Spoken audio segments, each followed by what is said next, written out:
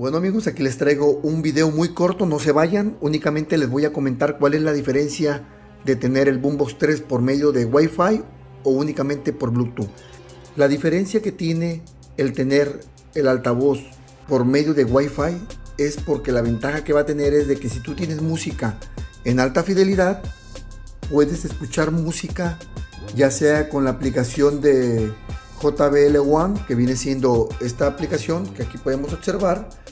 Seleccionas tu producto, en este caso el JBL Boombox 3, y la diferencia es que una vez que detecte tu producto vas a poder entrar a tu aplicación de Tidal o de Deezer Hi-Fi y poder reproducir música por medio de la aplicación en modo Wi-Fi, ya que por Wi-Fi no hay pérdida como en el Bluetooth.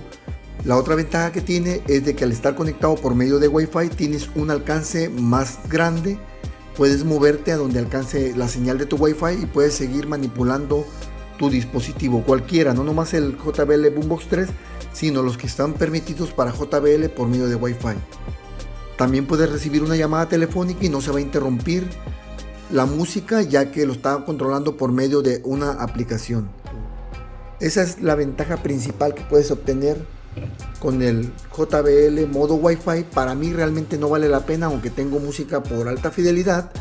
Si tú escuchas la música por entrada auxiliar con un DAC y con música de calidad, pues vas a obtener esa calidad que es la misma que se obtiene por medio de Wi-Fi, ya que no hay pérdida. Play it by ear.